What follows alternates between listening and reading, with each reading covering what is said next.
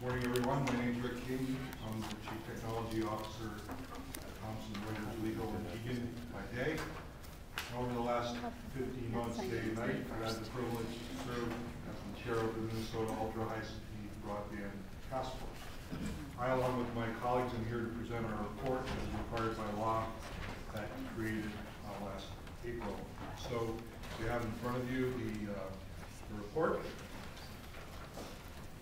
And we'll talk a little bit about some of the contents, but the report itself has a lot of website addresses, and there's also a version, an e-version of the report on CD. So I'm holding that up here. The nice part about the CD version is that all the links are hot, so if you want to go see the references or something, so for utility both. Minnesota is known throughout the country for world-class knowledge businesses, universities, and innovative entrepreneurs, the knowledge manufacturers of the 21st century economy. Now our state needs the transportation system to take Minnesota's knowledge goods to the market. In the last century, Minnesota built an economy based on natural resources and transportation infrastructure that moved products to market by road, rail, air, and water. Today we are moving ideas and services, and we need broadband transportation infrastructure that moves this knowledge to the market at world-class levels in order to grow our state's economy. During my testimony today, I'd like to introduce you to some Minnesotans. David from St. Paul, Debbie from St. Francis, Jerry from just outside of Hastings, and Judy from Otter Tail County. Let's hear from Debbie now. This is what she said. Quote, I'm a national sales rep who works from home and only have the option of dial-up or satellite. When it is foggy, rainy, or snowing, I lose service. On the average, I lose 25 hours per month of work time due to weather-related outages. This loss of time does not include the slow speed. I could save roughly 2 hours per day of work time by having broadband speed. This would allow me to build my business and hire new employees, end quote. And she lives in St. Francis, works for Hackman Corporation. This is an example, I would say, of somebody who we call and report underserved. You know, this is not the standard we aspire to in Minnesota or the level of service that will keep us as a leader in our country and the world. In April 2008, the leadership of the state of Minnesota took a giant step forward in its long-term planning by passing the law that created the Minnesota Ultra High Speed Broadband Task Force, and also another law that asked for broadband mapping. The task force convened in August 2008 to outline a path to ultra high speed internet access for all residents of the state by 2015. We need to think of ultra high speed broadband access as not just a communication system, but also a transportation system carrying massive amounts of electronic information for the 21st century. We need to invest in it. It's good economics. According to a U.S. Department of Commerce study, communities in which mass market broadband was available experienced more rapid growth in employment, the number of businesses overall, and businesses in IT-intensive sectors, relative to comparative communities without broadband at the time. According to the recent statewide broadband mapping exercise, 94% of Minnesotans have access to broadband as defined by the FCC, currently 768 kilobits per second. The remaining 6%, or about 100,000 Minnesotans, 100,000 households, or 300,000 Minnesotans rather, they do not have access.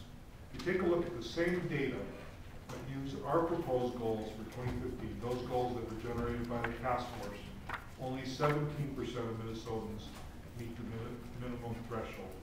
Clearly, we have a long way to go. Over a year and a half, our group of 23 diverse members met with experts to learn the issues. We listened to the public. We researched solutions from other states and nations, and we debated the best way to meet our state's needs. We read, we studied, we heard presentations, we held meetings in the metro area and in greater Minnesota. All of these meetings, research, and dialogue culminated in the report that's before you today. As I said, we heard from many Minnesotans. In addition to Debbie from St. Francis, there are more stories. I'd like to tell you a story about Jerry, who lives just outside of Hastings. Jerry has a business called A1 Appliances, heating and air conditioning. Traditionally, I think we think of Jerry's business as a service business, but this is where things are different today. He often needs to download appliance manuals as part of his business. The companies that he provides service for do not send manuals to him anymore. It's his job to get them. At the time, Jerry only had dial-up at his home. With dial-up, the downloads took hours. He'd start the download, and he told us he went to bed, waking up in the morning hoping he had his manual. Because he didn't have DSL access, cable high-speed broadband access, or wireless at good speeds, he had to create his own solution. Ultimately, his way to connect to the knowledge bases in other states where the information was to purchase a wireless broadband phone card and pay for service that way. We'd like to see him get speeds more predictably through the traditional means. I believe we've created actionable recommendations to make Minnesota a broadband leader in our nation. The task force report identifies clear goals for broadband in Minnesota, including serving all Minnesotans with high-speed broadband access as soon as possible, but no later than 2015. Secondly, achieving minimum broadband speeds for all Minnesotans of 10 to 20 megabits per second for downloads and 5 to 10 megabits per second for uploads. Now, we set these speed goals not for the speed itself, but as a result of the strong set of upcoming applications that require such speed. So we had a view of wanting to make sure Minnesotans could run these applications. These applications utilize high-definition video, often two-way video, for example, and are used in telemedicine, education, and telecommuting, just to name a few. Those were the minimum goals that we set. And then ensuring our sites are not just set on minimum speeds alone. We set ambitious plans to keep us, as a state, competitive in the U.S. and the world. We want to be in the top 5 states for overall speed. We want to be in the top 5 states for broadband access. And we want to be in the top 15 areas globally when compared to other countries for broadband penetration.